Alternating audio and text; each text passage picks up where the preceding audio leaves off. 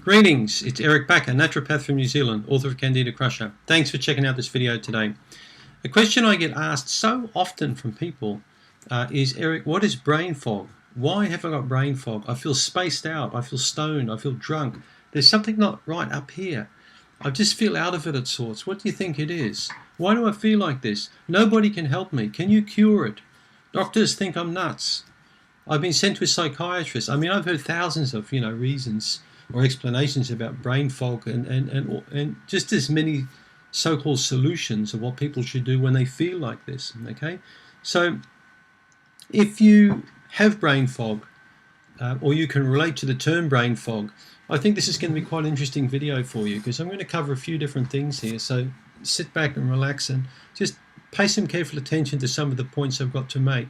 All right, because some of it may relate to you, some of it may not relate to you. You may find some of it very interesting, some you will know, some you won't know. So brain fog is very challenging for somebody like me. It's something we see quite often in the clinic if we're naturopaths. Doctors will see it, chiropractors will see it, naturopaths will see it. Many people will hear reports of patients experiencing brain fog. So what is brain fog? What does it mean? What causes brain fog? Let's just sort of analyze that term a little bit. Brain fog is really a feeling of mental apathy, mental confusion, not feeling quite with it. Some people tell me they feel like they're drunk. Other people will say to me things like, I just can't think clearly anymore. You know, it's almost like there's cotton wool up there.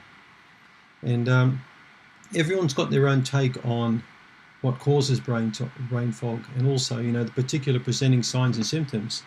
So there are a huge amount of potential causes of brain fog. We can't just basically say, well, bowel toxins create brain fog, or copper toxicity creates it, or adrenal fatigue creates it. So there are just as many causes of this condition as there are variants of brain fog. So let's look at some of the causes I would commonly see in the clinic. So some people say basically that mineral imbalances can cause brain fog, and we know that copper toxicity can do this, particularly when it's unopposed with zinc. So some people have higher levels of copper than they should, and that can create a lot of problems neurologically for people on many different levels. So copper can interfere with iron, with many other different minerals in the body. So hair analysis will sometimes pick up with accuracy if you've got a copper and zinc imbalance. Heavy metals are implicated often in brain fog, particularly mercury. Don't immediately jump on the bandwagon and think I've got amalgam fillings and need removing. Many people with amalgam fillings don't have mercury toxicity.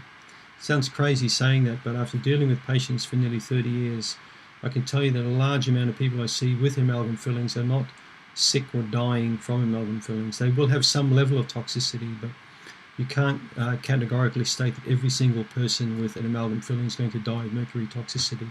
That's a ridiculous statement. But some people with amalgam fillings certainly do develop major toxicity and brain fog as a consequence of this. I see many patients with lead toxicity, cadmium, arsenic. These are common sulfhydryl metals, we call them, these particular four, which we find very commonly in people. Aluminum, I think Americans call it aluminum, we call it aluminium, is another element which is very abundant in the Earth's crust and is often implicated with Alzheimer's disease, for example. Aluminium certainly is a real concern of me with a lot of people. Aluminum foil, for example. People still use aluminum foil for cooking. And aluminum is used in a lot of different household products. So you want to be careful. If you're concerned about heavy metals, get a check. Get a hair analysis will often give you a good indication, particularly a pubic hair analysis. One of the most common causes of brain fog I see is bowel toxicity. Small intestinal bowel overgrowth, or Sibo, is very common. So there are many different gases produced as a consequence of poor digestion and fermentation in the bowel. Chemicals like indoles and skatols and cadaverine, and these can make you feel quite sick and spaced out. If you've got a lot of gas and bloating and get nausea from time to time and have weird bowel motions and have brain fog, it's almost a surefire sign that there's a big connection between the poor gut function and the mental confusion that you're experiencing. I've given up counting how many patients I see with brain fog with poor gut function, and I almost see it as synonymous. I don't find many people with brain fog who have got normal or very well functioning digestive system. So to me, it's one of the key things that you need to do if you've got brain fog, is to get the gut fixed up, okay? You need to really look at the level of beneficial bacteria that you've got. What type of bad bacteria have you got? What imbalanced flora have you got? What type of Candida levels have you got? Now, some people, like Lisa Richards from the Candida diet, for example, say the stool testing is not an accurate way to gauge Candida. You're better off doing it through blood-based antibody testing. Well, that's a load of crap. I'm sorry, I don't buy into that. Stool testing is the best way to determine, in my opinion, whether you've got a Candida in your body, whether it's systemically or in the gut, because stool testing will give you dozens of different markers, which can not only show Candida, but what kind of immunological balances you've got in the gut, what kind of inflammatory balances you've got. It gives you a massive amount of information. It's the best bang for your buck. 3 stool samples on 3 concurrent days. They also do they try and culture the stool for yeast. They can microscopically see if there's any dead yeast coming out. They can identify different species of Candida, unlike the antibody test. It's a far more accurate analysis. Plus, we can see what kind of level of beneficial bacteria that you've got. Now, many patients I see with brain fog have got very poor levels of beneficial bacteria. They take all the probiotics in the world, every single brand. They take 3-lac, they take 5-lac, they take Synthol, they take every product, and nothing bloody works. What's going on here? Why can't we raise the level of beneficial bacteria? Well, there's a lot of tricks when it comes to probiotics. There's a lot of crappy information out there about probiotics. I'm going to explain this in subsequent videos, a lot more about my experiences on using various kinds of probiotics and enzymes with Candida and Sibo with people. So you're going to learn a lot out of those subsequent videos. But suffice to say, nearly all patients with brain fog have got a gut problem that needs fixing up. You don't need to spend $200-300 on a stool test in every case. Sometimes it's just a matter of following the right kind of diet and taking an antifungal product. Antifungal antibacterial will often have a fantastic result on determining whether you're going to get an improvement or not by altering the gut function. If you start noticing brain fog lifts a little bit with a good antifungal, it's time to really start working on the gut and improving it. For that reason, I created an antifungal called Canxida. Canxida.com is the website to get this antifungal. I developed this after a lot of trial and error and using every product on the market. You don't need to take this, but you're really going to determine pretty quickly if Sibo has its origin in, if brain fog, here I am with brain fog now, if brain fog is related to poor bacteria or Candida yeast infection, which it commonly is. They're often bedfellows, you'll often find them together. So there are other causes of Sibo as well, of course. I mean, adrenal fatigue, poor cortisol levels. Low cortisol levels play a huge role in poor brain function. Cortisol is required to liberate stored glucose in a process called gluconeogenesis. So when we've got sufficient cortisol in the bloodstream at the right time, we can release sufficient stored glucose that can be converted to blood sugar, because the brain primarily uses glucose as a fuel source. So if we take fuel away from the brain, it's going to go foggy and all weird and spacey.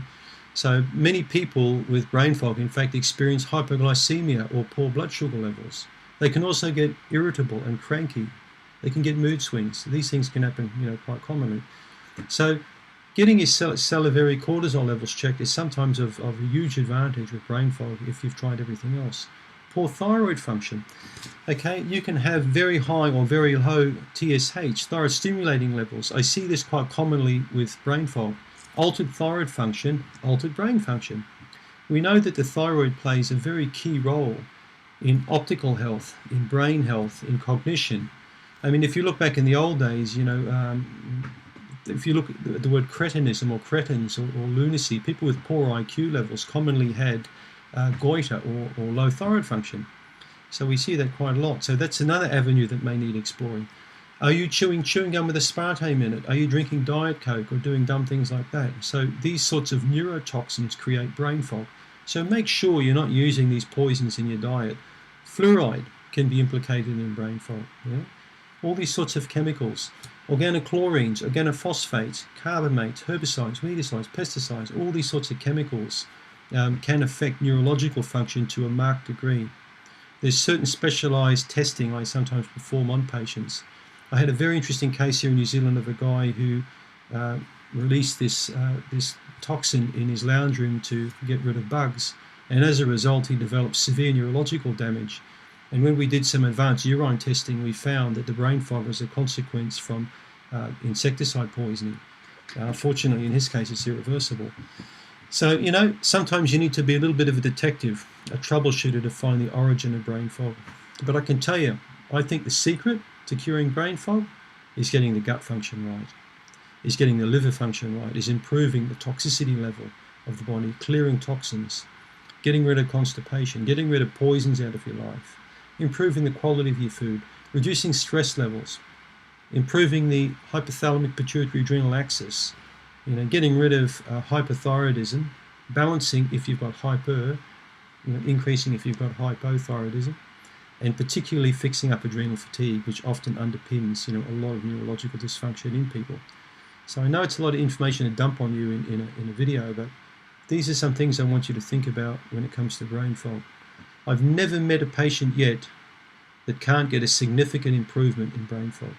I found patients who can't cure brain fog, but they're quite limited. Most people I see with brain fog, when it's severe and they've had it for many years, can get it to a point where it's bad and they can live with it. And most patients who've had it bad for many years can get rid of their brain fog entirely. There are a percentage, as I mentioned, that we can't seem to help. Maybe it's because they can't help themselves, or we haven't really found the root cause of their problem. But believe me, you can get rid of brain fog in most cases. So don't let your practitioner talk you out of it, you know, thinking that you're actually nuts in the head or you've got some psychological problem when there could well be something underpinning. Never underestimate the connection between the gut, the brain, you know, the moods, the cognition, because they're very real. And one day in medicine, we will not be treating people up here anymore when they've got problems. We'll be treating people here in the gut. All right. So I hope this was an enlightening video for you today. For more information, you'll be able to read on yeastinfection.org, ericbacker.com, and try my antifungal out, okay? Canxida.com. And it's with an X, Canxida, all right? Make sure you also do the yeast infection quiz, which I've created. You'll find that at candidacrusher.com. Thanks for tuning in, guys. Thank you.